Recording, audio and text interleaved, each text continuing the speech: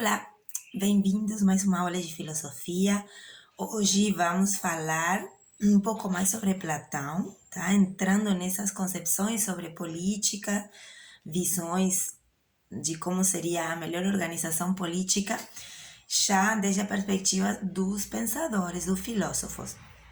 A gente vinha trabalhando um pouco esse surgimento ou a invenção da política, né? Lá na polis, aquela ideia de organização diferenciada que fez com que a cidade-estado se organizasse de uma forma que conhecemos como democracia, apesar das diferenças com a democracia atual. E hoje vamos começar então a aprofundar mais em Platão, que é um pensador muito importante, né? E talvez o primeiro em sistematizar um pensamento referido à política especificamente, tá? Depois dele virá Aristóteles, que também faz um grande sistema político de pensar a política, né? E a qual também vamos dar uma passada por ele, mas hoje vamos entrar em Platão, tá? Que é o primeiro e que a gente já viu alguma coisinha, eu já posso mencionar alguma coisa lá quando a gente estava vendo essa nova organização da polis grega. Ok, antes de entrar em Platão, vamos pensar um pouco o mundo grego naquela época, né? Então, poderíamos dizer que é um momento em que a democracia se instaura como novo sistema, tá? Por exemplo, Platão era um opositor da democracia, ele era mais afim de uma aristocracia, né?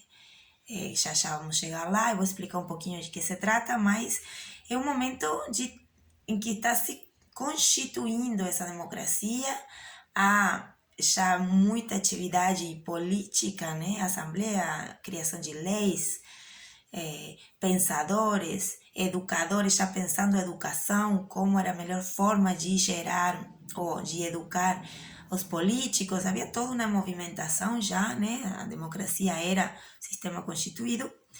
E nesse contexto surgem, por exemplo, filósofos muito importantes, né? Inclusive o que vamos ver agora, que são os sofistas, né? Que são filósofos aos quais Platão se opõe radicalmente e explicitamente em vários textos, e que eram pensadores, eram intelectuais da época, pessoas livres, obviamente dedicadas à filosofia, dedicadas às tarefas da cidade, da polis, enquanto organização. E os sofistas eram pessoas que também ensinavam aos jovens a arte da retórica. O que é a arte da retórica? A arte de discutir, de argumentar, de convencer ao interlocutor de que o que eu estou dizendo é a melhor opção. Pouco que os políticos fazem, né, até hoje. A política hoje tem um pouco essa orientação, né, em algum momento, de convencer as pessoas para que o partido político ao qual pertencem seja eleito e dessa forma eles chegarem ao poder e poderem cumprir as promessas ou fazer as tarefas que haja mais indicada para o governo da comunidade, do Estado, né?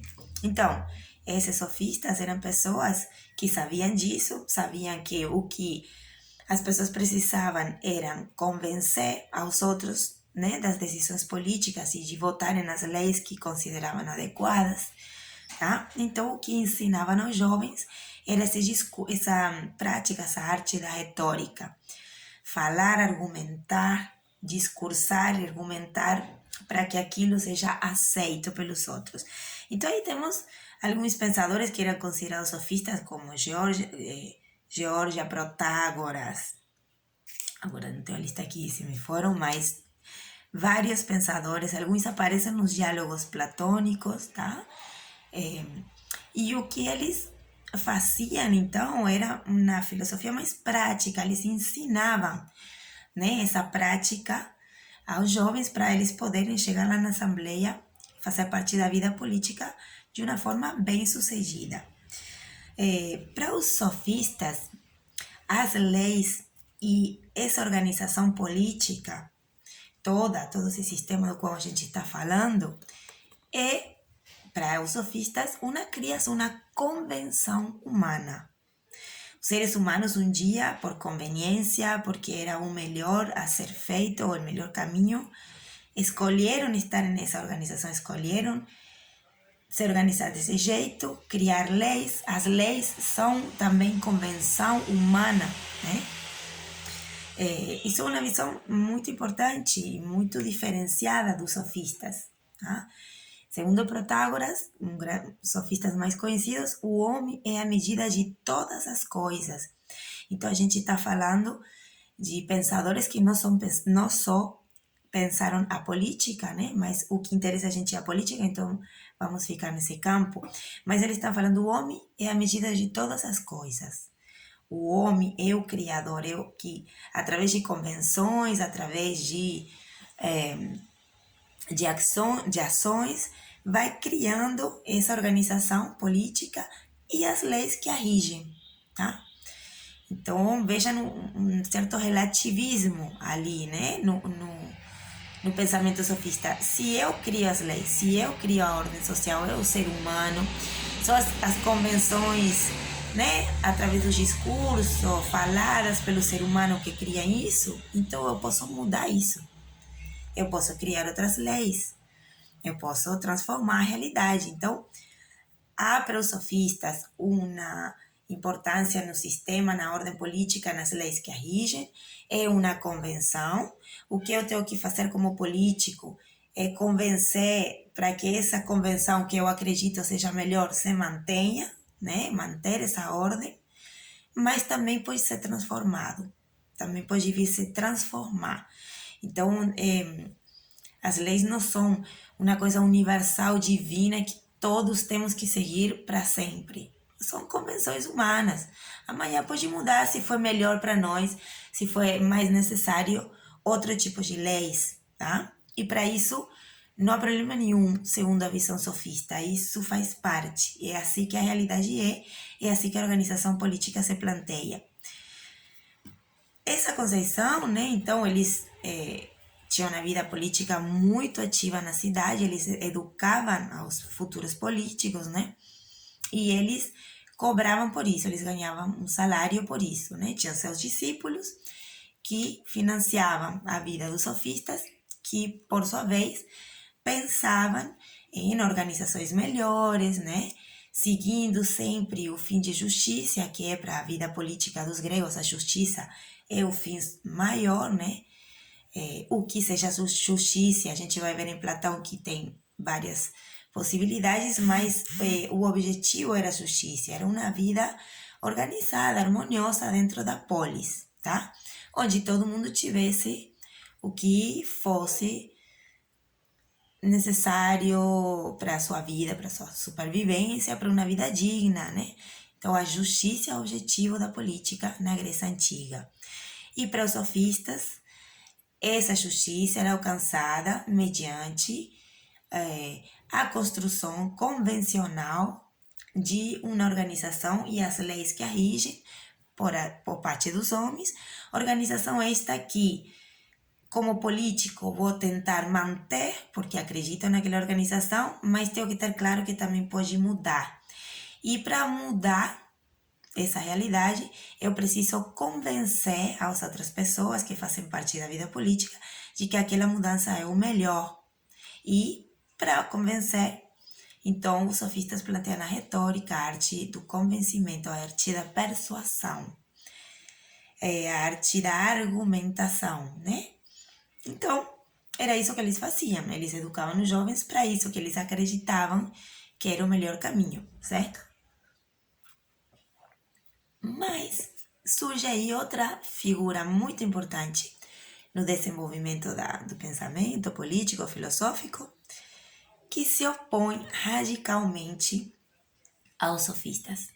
E é a figura de Platão. Então agora aparece aqui um pensador muito mais sistemático, do qual temos muita mais informação, diálogos escritos. Inclusive esse pensamento político, ele é principalmente desenvolvido no livro A República, que vocês já devem ter ouvido falar. é onde aparece o mito da caverna, e onde Platão expressa, basicamente, assim, a rasgos bem gerais, sua ideia de uma organização ideal, tá? A ideia de uma cidade ideal, porque Platão conhecia, né, essa realidade da cidade-estado, então ele vai pensar na forma de organizar essa cidade-estado da melhor forma. E é assim que chega a ideia de Calípolis, nesse livro da República, né? Calípolis seria uma cidade ideal, né? Uma cidade onde todas as partes vivem em harmonia e há justiça o tempo inteiro, né? Ou pelo menos essa justiça vai estar sempre sendo vigiada ali, né? Já vamos ver por essa organização que ele propõe aqui. Então, o livro A República é o livro, basicamente, onde Sócrates aparece como personagem principal, como a maioria dos diálogos de Platão. E nesse livro em particular, na República, Sócrates vai contar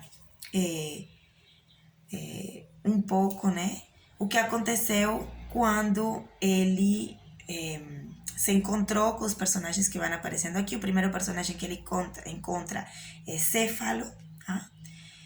Céfalo é já uma pessoa idosa, dedicada à filosofia, com muitos bens, né, economicamente empoderado, e ao qual Sócrates planteia, né, o que seria a justiça. Começa assim, né, o primeiro livro da República.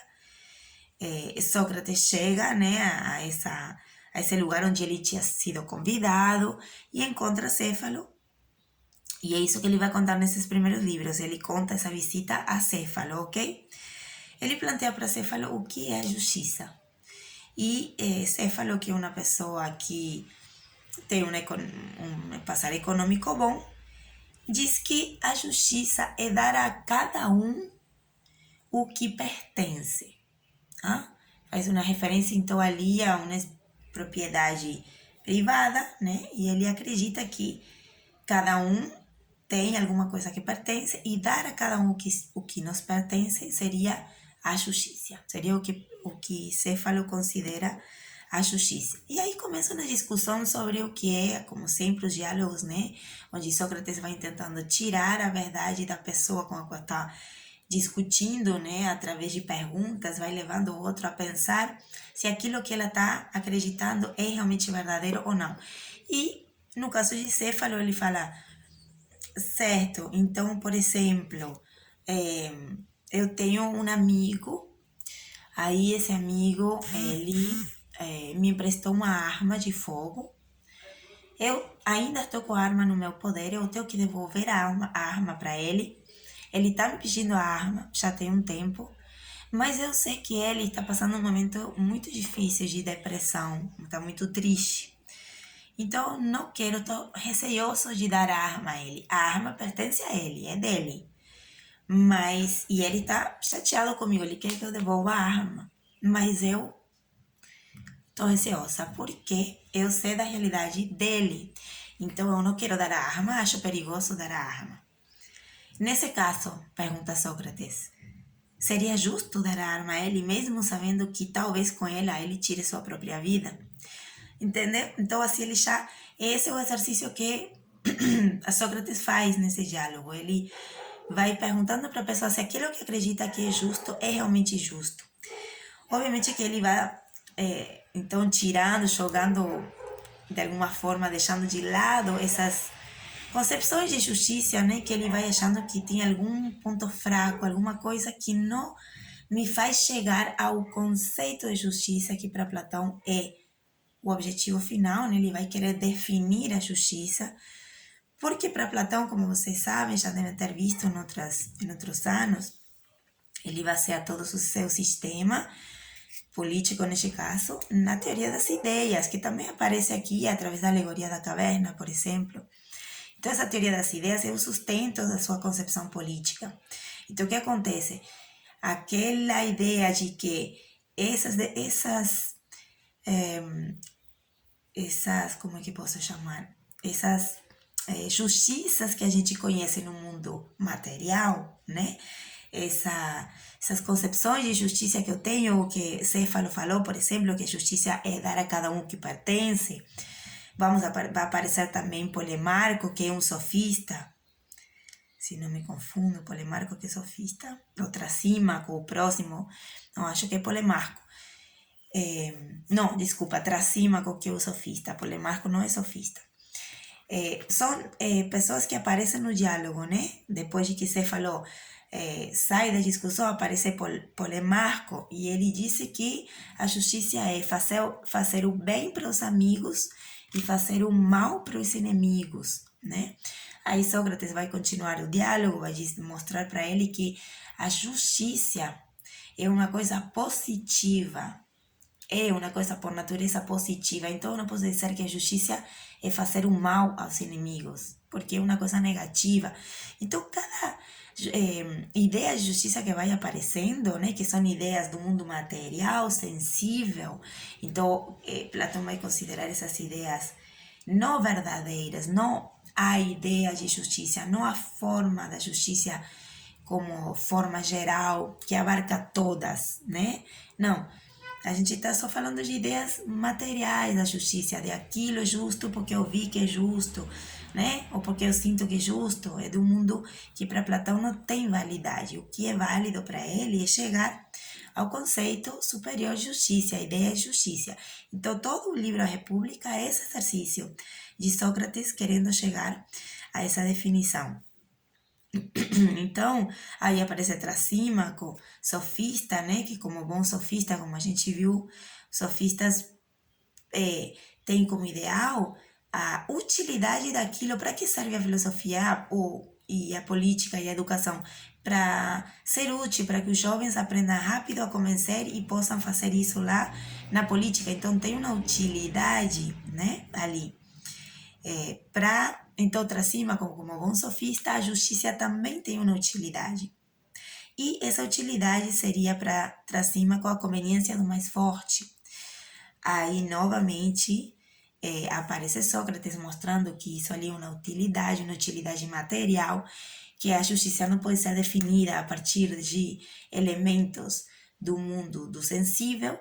Então, ele vai derrubando essas conceições de justiça e chega ao livro 2, né, que na República são vários livros, vários capítulos, chega ao livro 2, Sócrates dizendo que realmente é muito difícil definir a justiça, né, chegar a um conceito máximo de justiça.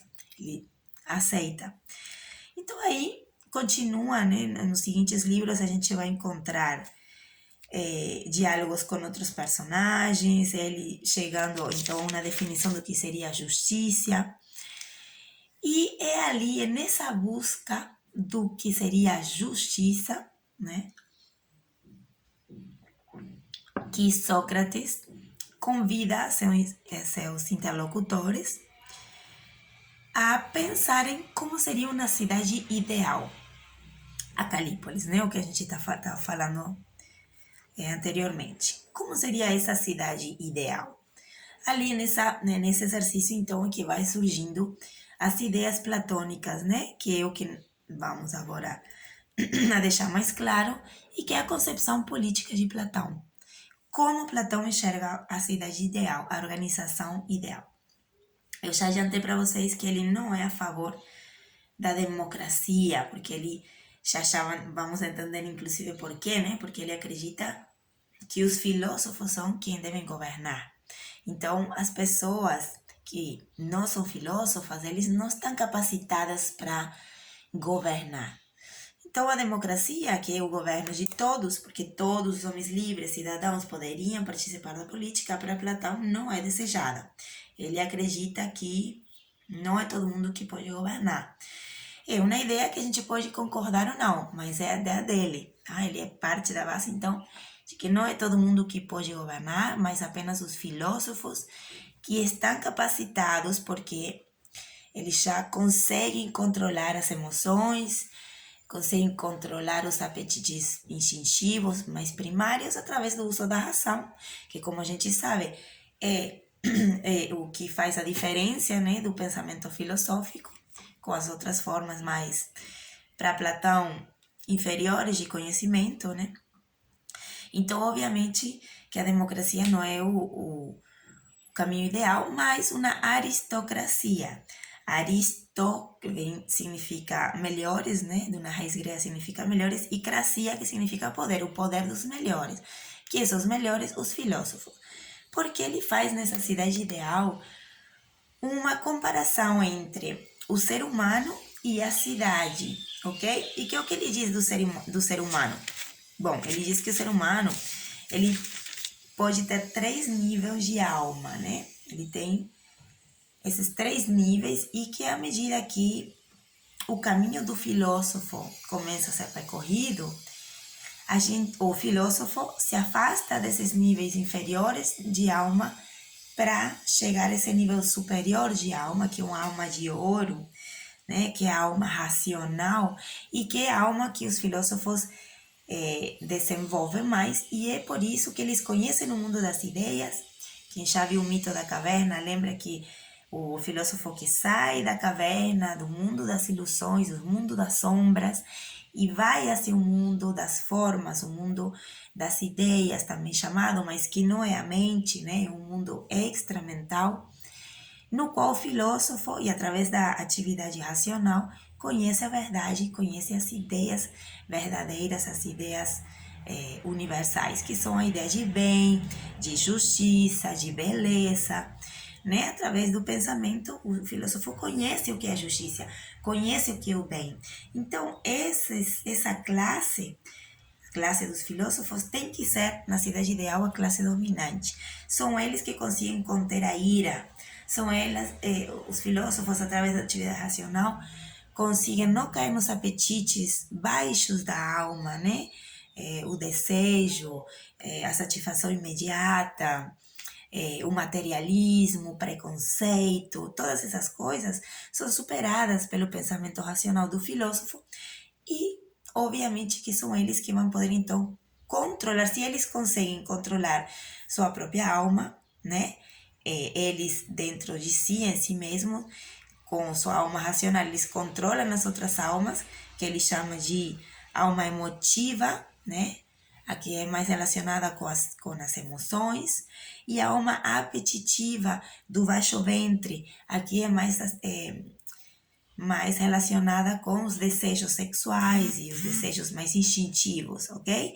Então, ele faz essa diferença no ser humano: alma apetitiva, alma emotiva, alma racional, né? Se eu tenho essas 3 almas, então, ele disse, na cidade existem as 3 classes que se correspondem a cada alma.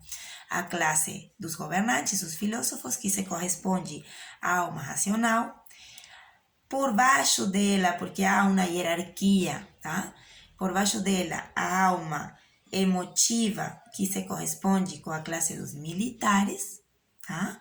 Que são os que cuidam da cidade, tem essa tarefa de cuidar. Por quê? Porque essa alma emotiva, ela é mais propensa para a ação, para a coragem, tá? Para a raiva, a violência, que consegue proteger, né, a cidade. Então, os militares são aquela classe que tem mais desenvolvida a alma emotiva e são ideais para as tarefas militares, né? Percebam como então um paralelismo entre a alma humana e a cidade. Por último, estariam os produtores, os artesãos, né? Que eles desenvolvem mais a alma apetitiva e são ideais então para a ação e para a economia, para o sustento econômico da polis. Então, percebam como ele faz toda uma hierarquização. Os aristócratas, os melhores filósofos, são aqueles que podem governar. Pode ser que as mulheres cheguem, isso é uma coisa diferenciada do Platão, que acredita que as mulheres podem fazer parte da vida política, né? Que não eram permitidas na polis grega. Então, um diferencial do Platão. Então, hoje já estamos com 24 minutos de aula, eu não vou me estender mais, fica muito comprida. Então, vamos ficar por aqui. Vejam como há muitas informações, ainda falta muita coisa do Platão, mas você já tem uma ideia, um panorama geral de como seria, então, essa cidade ideal que o Platão está tentando desenvolver aqui no livro da República, e que na aula que vem online vamos continuar para que fique mais claro e para que fique mais aprofundada, né? Sua visão que ainda tem muito conceito. Muito obrigada, até a próxima aula, bom final de semana.